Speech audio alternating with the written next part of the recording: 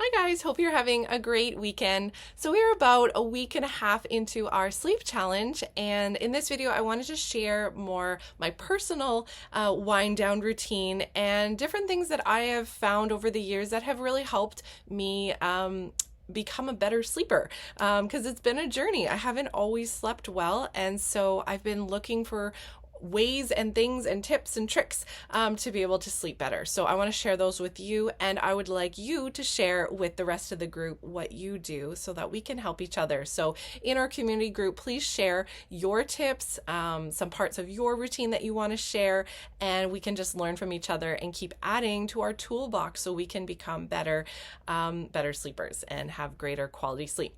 So my routine starts with exercise. Not everyone exercises at night, and it's not recommended for everybody because it can stimulate you.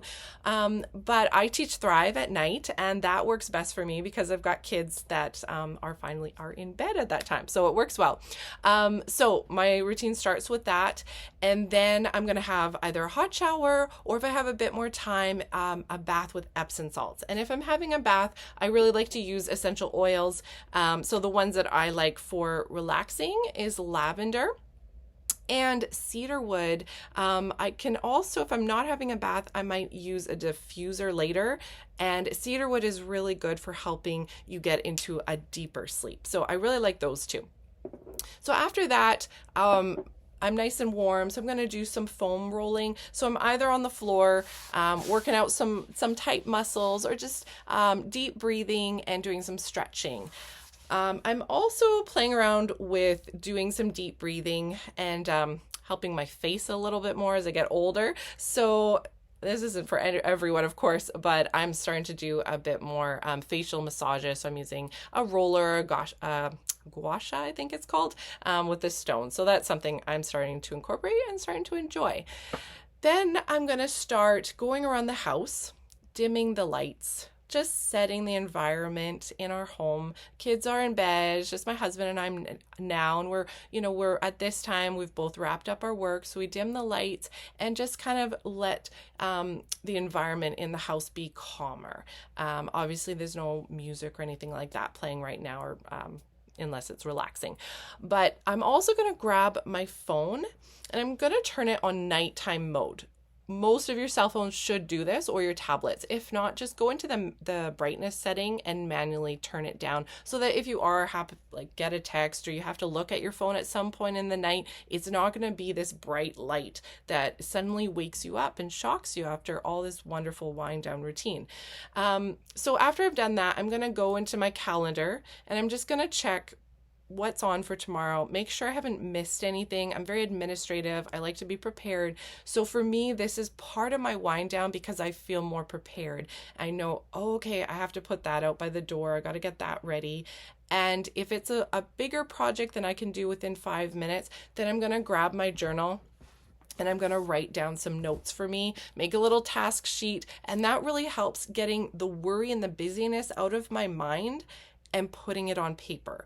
And when we do that, our brain kind of feels like I've done something with it. I've been purposeful. I don't have to worry about it the rest of the night, and I can focus more on winding down. Okay, so that's part of my routine. Then I prepare a light snack. Not everyone likes to eat at night, and you don't need to, but because I exercise, I do like to replenish a little bit. So for me, I tend to go for like a carbohydrate that's very dense, like a seed cracker, and then either a protein or a fat source, like an aged cheddar cheese I tend to go with. I try to avoid anything like fruit, or of course desserts, because any higher glycemic sugars are going to also wake me up. So I tend to go more for a lighter but a satisfying fat or protein with a richer carbohydrate, like a seed cracker. So while I'm preparing that, I'm also getting my hot water ready for tea. I like chamomile tea. There's different relaxing teas you can have, but that's part of my routine every night. Then in the tea, I'm going to drop some vitamin D3 in there. That is really good at helping with setting our circadian rhythms. So that's what I do at night. A couple other supplements I take at night. I take different ones at lunchtime, but at night, I'm going to take, for me, I take 300 milligrams of magnesium. And then I take 1,000 IUs of omega-3 fish oil. So especially, these are both really good at calming the nervous system. That's why I'm sharing them, because that's what I take at night. The magnesium also will help relax your muscles, so that's an added benefit for helping you unwind and relax at night too. So I've got my snack, I've taken my supplements, I've got my tea. Then part of my routine is I enjoy watching a show with my husband before bed. We make sure we watch it early enough so I still have that runway of time with no screens. Something more recent we've picked up are these blue light glasses. They're not that stylish. They're kind of funny. We both have a pair and we laugh. But these basically are designed to shield the eyes from any blue light emissions. So now while I'm watching TV, and if I happen to pick up my phone, I'm not getting that blue light directly to my eye. So it's just a little layer of protection.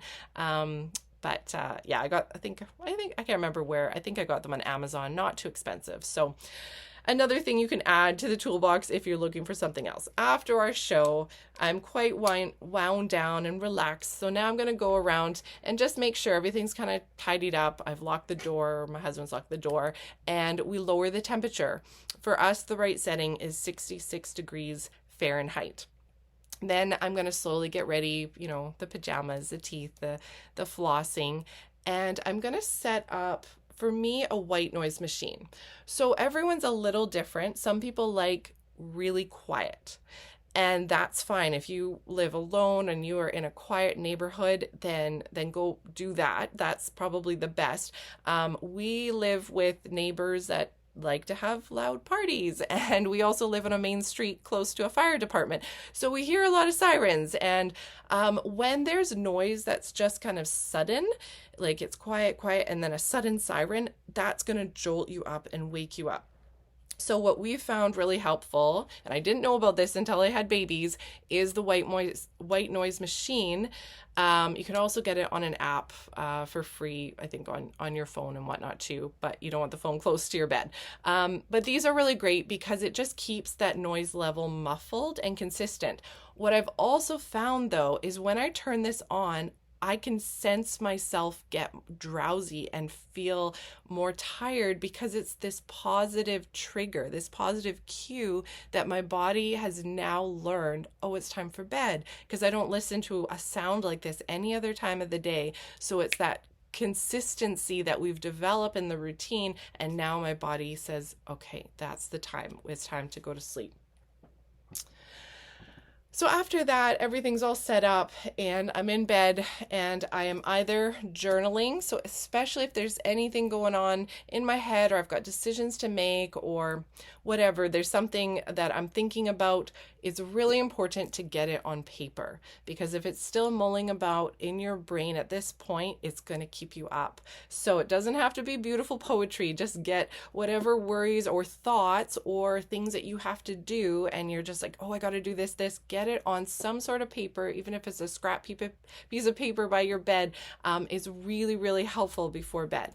Then you want to grab a physical book, obviously not a Kindle, and start reading. So it doesn't need to be, this isn't your time necessarily to learn the most exquisite subject. It just needs to be interesting enough for you to do it every night, but it kind of needs to be a little bit boring so that it makes you tired and drowsy. You don't want a thriller novel that you can't put down.